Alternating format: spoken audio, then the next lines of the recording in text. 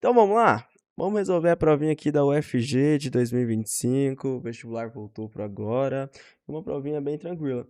Não se esqueça, se você quer passar em medicina, procure o Metamed, utilize o cupom ROPS15 para 15% de desconto.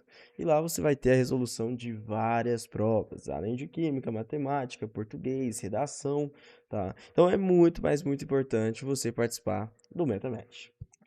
Vamos lá, então. Ó, primeira questão. Questão 51.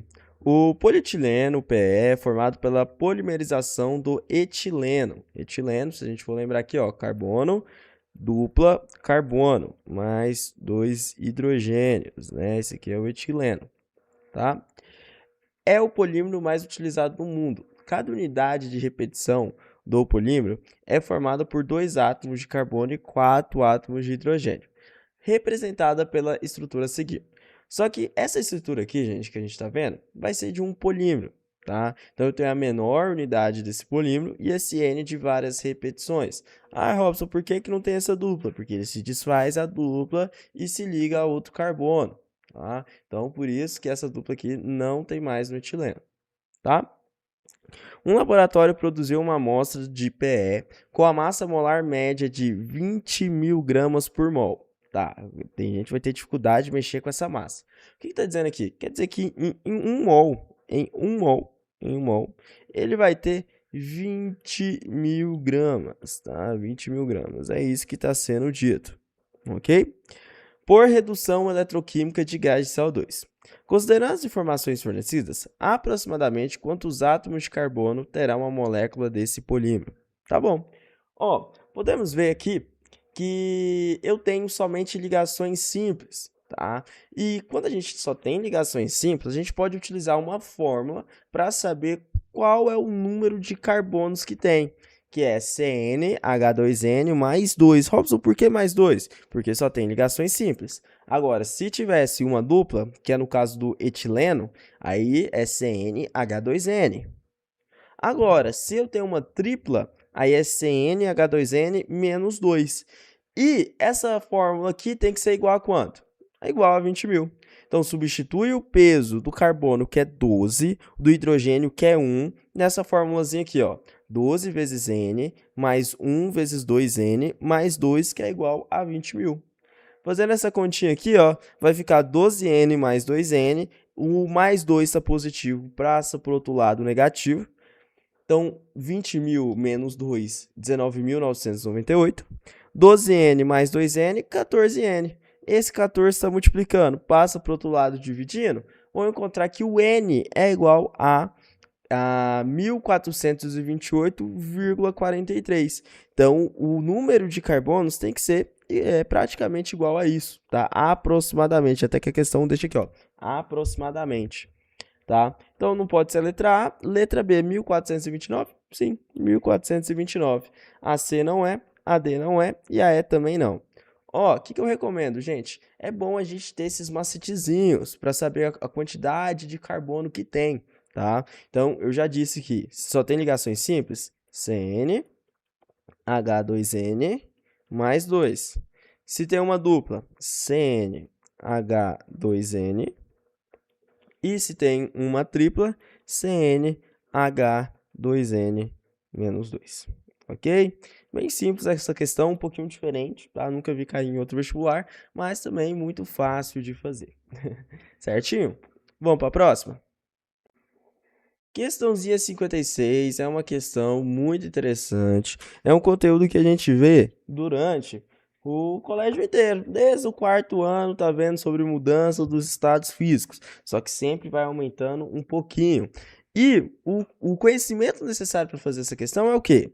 Saber que de sólido para líquido e de líquido para gás, esse processo aqui ele é endotérmico. Ele é endotérmico. Nossa, ele é endotérmico. Como assim? Ele absorve energia? Sim, é só você pensar que um sólido, a energia cinética aqui ela está muito baixa, porque as moléculas estão bem juntinhas. Porém, quando você aumenta essa energia cinética, ela vai para líquido. Então, a substância aqui está absorvendo essa energia para poder se movimentar mais. E na vaporização, da mesma forma, tá? A molécula está absorvendo cada vez mais essa energia. A gente sabe isso com água. Se você colocar água no fogo, ela vai evaporar depois de um tempo, passando de 100 graus Celsius, tá bom? Então esse processo é endotérmico. E o contrário de gás para líquido, de líquido para sólido, é um processo exotérmico. Por quê? Porque as moléculas vão estar liberando energia para diminuir essa energia cinética entre elas, tá? Então, é o conhecimento necessário para fazer essa questão. Olha que simples. Vamos ver aqui a questão. Observe a imagem a seguir. Então, de dia, painel solar, filme de poliedro, água saindo e radiação solar chegando. De noite, filme de poliedro, a água entrando, tá? Parecendo uma plantinha, né? Ela libera e absorve água. Interessante. Em regiões quentes, os painéis solares fotovoltaicos perdem desempenho devido ao superaquecimento. Então, ficou muito quente, ele acaba perdendo eficiência. Para minimizar esse problema, pesquisadores desenvolveram filmes poliméricos observadores de água, como o poliacrilato de sódio, que, aplicado na parte traseira dos painéis solares, atua como um agente de resfriamento passível. Como representado na imagem, esse filme absorve água durante a noite e ao longo do dia, em um processo endotérmico, libera a água por... Tá bom? Então, em um processo endotérmico, tá? Os processos endotérmicos que a gente tem é fusão e vaporização, tá? Condensação. Condensação, gente, é um processo exotérmico, é de transformar gás para líquido, então não pode ser. Evaporação, evaporização é o processo de líquido para gasoso, então pode ser. Sublimação, aí ele precisa especificar, porque hoje em dia nas literaturas coloca sublimação de sólido para gás e de gás para sólido também, mas tem ressublimação, tem outro nome também que agora eu não me lembro, tá? Então deveria explicar qual que era, tá? Então não marcaria. Polimerização, polimerização é formar um polímero, né? E aqui não está formando um polímero. E difusão, gente, se eu não me engano, tem a ver um pouquinho com biologia, em osmose e difusão. O que é uma osmose? Do meio menos concentrado para o mais concentrado. Agora, difusão é do meio mais concentrado para o menos concentrado, tá? E aqui tem a ver com concentração, não com um processo endoexotérmico. Restando somente a alternativa B, evaporação. Questão fácil, gente. Fácil. Esse conteúdo aqui a gente revê no segundo ano do ensino médio. A gente revê isso daqui. Certinho? Vamos para a próxima? Então vamos lá. Pelo Metamed, pela aprovação aqui da minha cidade, sempre disse que vai cair uma questão de funções orgânicas nessa prova da UFG. Por quê? Porque as provas anteriores tiveram. Até uma prova anterior que não era para medicina, teve uma questão assim. Se era a mesma banca, certeza que ia ter, certeza. Então, quais funções orgânicas eu consigo reconhecer aqui? Ácido carboxílico, uma amida, uma amina, outra amida aqui e uma imina. Então, eu preciso encontrar a alternativa que tem essas funções orgânicas. Então, ácido carboxílico, amina e amida, pode ser. Enol, não tem enol. Enol é dupla carbono ligada a uma hidroxila, isso é um enol. Amida tem, imina tem, álcool, não tem álcool. Álcool é carbono ligado a uma hidroxila. Aqui a gente não tem somente carbono ligado à hidroxila, tá? Essa hidroxila aqui é do ácido carboxílico. Imina, enol a gente já não tem, ácido carboxílico, amida, imina e álcool. Então só pode ser a alternativa A, tá bom? Mas bem simples. Vai para um vestibular, precisa saber pelo menos 10 funções orgânicas, 10, 8 oxigenadas e 2 nitrogenadas. Robson, faz elas agora. Não, tá? Vai aí, aprende, anote, tá? Para você aprender. Se eu passar aqui, não vai adiantar nada, tá bom? Mas é isso. 8 oxigenadas e 2 nitrogenadas. As duas vocês já viram, né? Amina e amida. Imina normalmente não cai não, tá? Normalmente não cai. Mas amina e amida. E as oxigenadas, gente? Vou falar logo, tá? Álcool, enol, ácido carboxílico, aldeído, éter, éster, fenol. 1, 2, 3, 4, 5, 6, 7 e cetona. Faltando a cetona, tá? Você precisa saber essas 8. Desenhe várias vezes no caderno cada uma delas e vai procurando essas funções orgânicas aí em outras moléculas, tá bom? Aí fica fácil fazer questão de funções orgânicas. Vamos para a próxima? Questão 62, uma questão também muito fácil, que é a hibridização de carbono. Eu tenho até um vídeo mostrando como que saber cada hibridização. Ó, SP quer dizer que é um carbono fazendo uma tripla ou duas duplas, tá? SP2 é um carbono fazendo uma dupla, e SP3 é o carbono fazendo 4 ligações diferentes, tá bom? Então ele quer saber a soma total de carbonos SP, SP2 e SP3, respectivamente, das moléculas aqui. E ó, eu já separei cada uma dessas aqui. Aonde está de amarelo são os carbonos SP2, onde está de azul SP3 e de vermelho, falei tudo errado.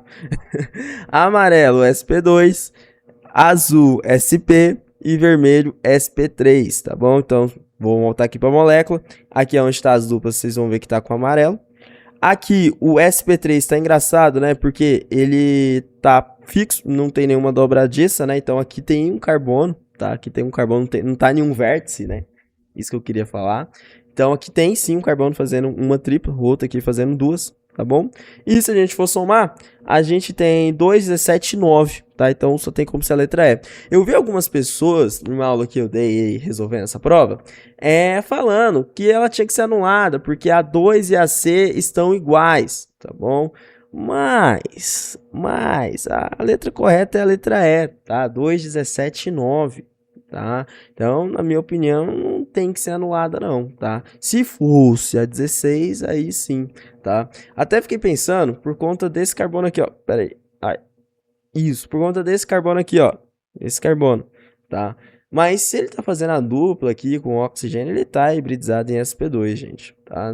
Agora, se fosse só na molécula mesmo, assim, a gente pensando, aí não, né? Na nomenclatura dela, tá? Mas é isso, é a letra E, não tem como ser anulada não, acredito, tá? Como ainda não saiu o resultado definitivo da banca, não tem como eu dizer que ela vai ser anulada, certo? Vamos para a próxima.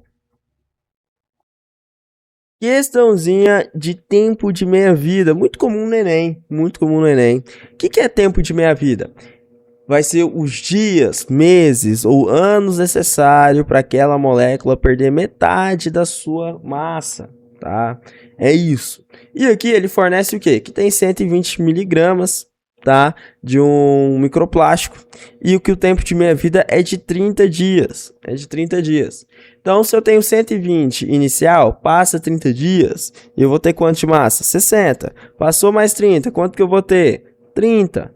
Passou mais 30, agora eu tenho 15, tá? E assim por diante. Ele quer saber depois de 150 dias. Então eu fiz o cálculo aqui para depois de 150 dias, letra D, 3,75. Então é muito simples, gente. É só dividir por 2 a cada dia que se passa, tá? Então, se ele quis depois de 150 dias, o tempo de meia-vida é de 30 dias, então ficou muito simples de fazer essa questão, tá? Tem algumas pessoas que fazem isso daqui, ó, por exemplo, de 30 dias para 150 dias são 5, então vai fazer 120 dividido por 5, tá? Aí isso aqui dá por 2, aí que dá 10. Ó, Robson, por que não pode fazer isso? Porque é o tempo para perder metade da massa, tá? Então, nem se você ficasse dividindo ia dar certo, tá? Então, faça isso, tá? Muito simples. É comum cair no Enem, é comum cair em outros vestibulares, tá? Então, é algo bem fácil. Vamos lá, próxima. Questão 71, a última questão dessa provinha, tá? E é uma questão um pouco diferente, mas eu gostei. Normalmente, não é dado isso em aulas de cursinho, tá? Que são os tipos de reação que tem, porque normalmente não cai, tá? Mas cai de reações orgânicas, né? Mas bem simples também de fazer. Olha que interessante. O oxigênio e a água oxigenada. Água oxigenada é um peróxido, porque o oxigênio tem um NOx igual a -1. Então, de O2 para H2O2, O2 o NOx é 0 por ser uma substância simples. Para virar H2O2, aqui o NOx vai para menos 1. Então, aqui ele está reduzindo. E se tem alguém reduzindo, tem outro que está o quê? Oxidando. Tá? Então, a primeira reação é de oxirredução. E tem outra reação assim, só que é o inverso, tá? Agora eu tenho novamente a água oxigenada de H2O2, aqui oxigênio menos 1, tá? E ele vai para água, H2O. E o H2O aqui, o NOx desse oxigênio também é menos 2, tá? Então, de menos 1 para menos 2, aqui ele reduz também.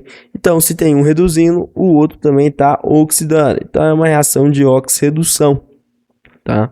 Fazendo isso aqui, a gente já elimina todas, né? Já elimina todas sendo letra E. Acredito que isso. Robson, e a 2, né? A2, se você fizesse essa questão de oxidação... não, é porque se fosse a oxidação, 2 hidrólise, né? Que é uma hidrólise, né? É com água, tá? A água, ela vai quebrar essa ligação, tá bom?